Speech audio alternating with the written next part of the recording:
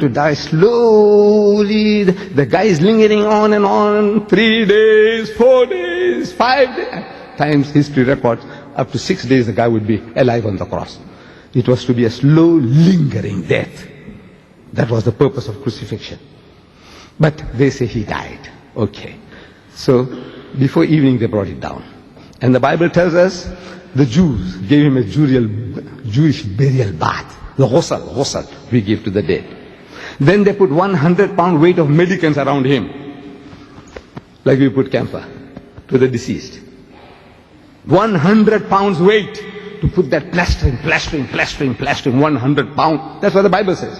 100 pounds weight. That's what the Bible says.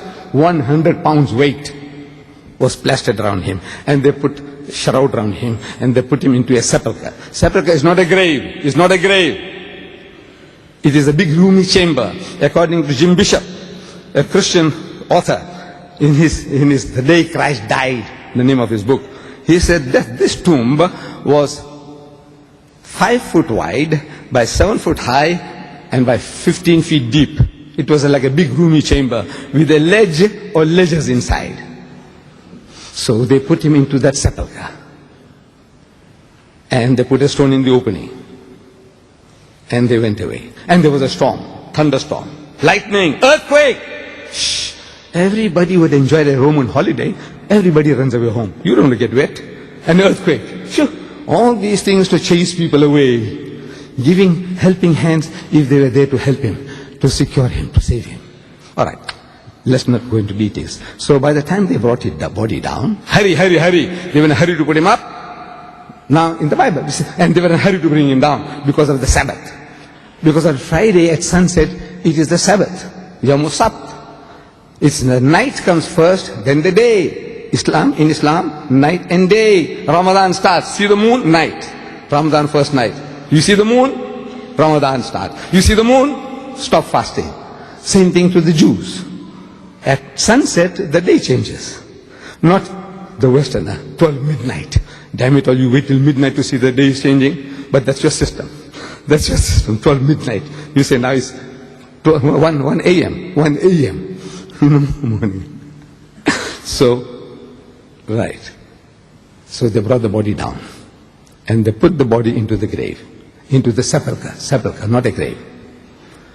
So, Friday night, he's supposed to be in the grave. Saturday morning, the Bible doesn't say when he came out, Saturday morning he's still supposed to be in the grave.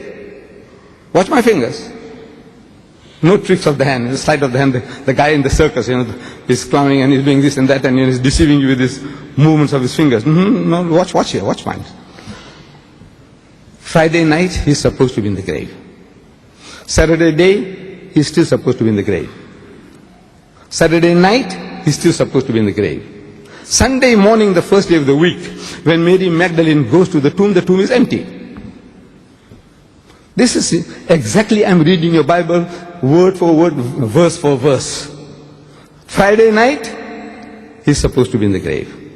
Saturday day, he's supposed to be in the grave. Saturday night, he's still supposed to be in the grave. Sunday morning, the first day of the week, Sunday morning, not Monday. Sunday morning, the first day of the week, when Mary Magdalene goes to the tomb is empty. So I'm asking, how many days and how many nights? Come, look. It's very simple. Well, by God, if your eyes are not, you're not short-sighted, you can see. How many nights and how many days? Huh? 2 nights and a day. Look, Friday night, Saturday day, Saturday night, Sunday morning, he's not there. 2 nights and a day. What did he say? For as Jonah was 3 days and 3 nights in the belly of the whale, so shall the Son of Man be 3 days and 3 nights in the belly of the earth. He said 3 and 3. 3 and 3. What we see is 2 and 1. I want to know from you Christians whether this 2 and 1 and 3 is the same.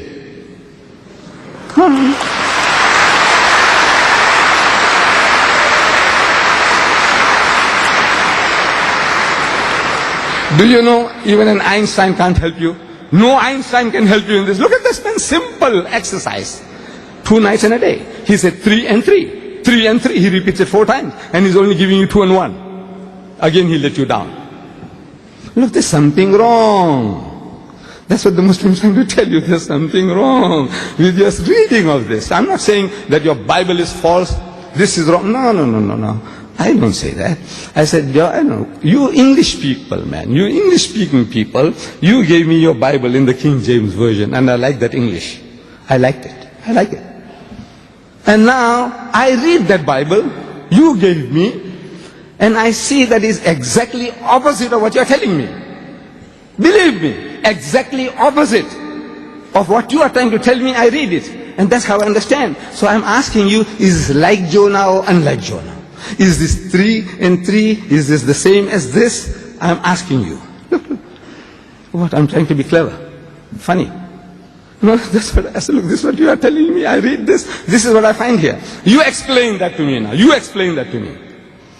As a Sunday morning, first day of the week, Mary Magdalene goes to the tomb. So I'm asking, why did she go there?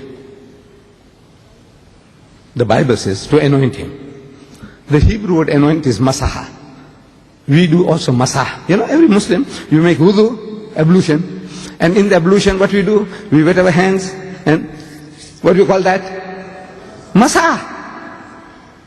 Masah means to rub. In Hebrew, masah means to rub, to anoint. So I said, why did this woman go there? It says to anoint him, to rub him. I'm asking, do Jews massage dead bodies after 3 days? Do they? You Christian, do you massage your dead bodies after 3 days? No. We are the closest to the Jew, the Muslims, in our ceremonial law. Do we Muslims massage dead bodies after 3 days? Do we? No. Then why would a woman go along to find a dead, rotting body after 3 days? Within 3 hours, this rigor mortis sets in. The hardening of the cells. The decomposition starts taking place. In 3 days' time, the thing is rotting inside, fermenting inside. Such a rotting body, you go and massage, it falls to pieces. It'll fall to pieces. So what does she want to do? Unless she's looking for a live person. She must be looking for a live person, because she was about the only woman, besides Joseph of Arimathea and Nicodemus, who had seen the final rites given to Jesus. She was about the only woman. So she knew that she had seen signs of life. If at all, if the crucifixion took place, as they say, that she had seen signs of life. That after 3 days she is returning to give him treatment. She's worried about the stone. That now what am I going to do with the stone? And when she reaches the tomb, pleasantly surprised, she finds the stone was removed. It was already removed. So she looks inside the cave, in the cave, and she finds empty. So she starts to cry. It's an anti-climax to what she had expected. Jesus was watching her from wherever he was. Not from heaven, from this earth. You see, this tomb was a privately owned property belonging to Joseph of Arimathea, a very rich, influential Jewish disciple of Jesus, who could afford to carve out this big roomy chamber, a sepulchre for himself. Around this sepulchre he had his vegetable garden and his country home, where he went for his holidays, for the weekends with his family. It's not out in the bundu that he was planting wheat and corn for other people's sheep and goats to graze upon. He must have his gardener's quarters, people to look after his garden. This is all the scene. And Jesus is there. He sees this woman. He knows who she is. So he comes up to her from behind. And he finds her weeping. So he said, woman, why weepest thou? Whom seekest thou? Doesn't he know? Doesn't he know? Of course he knows. Then why does he ask such a silly question?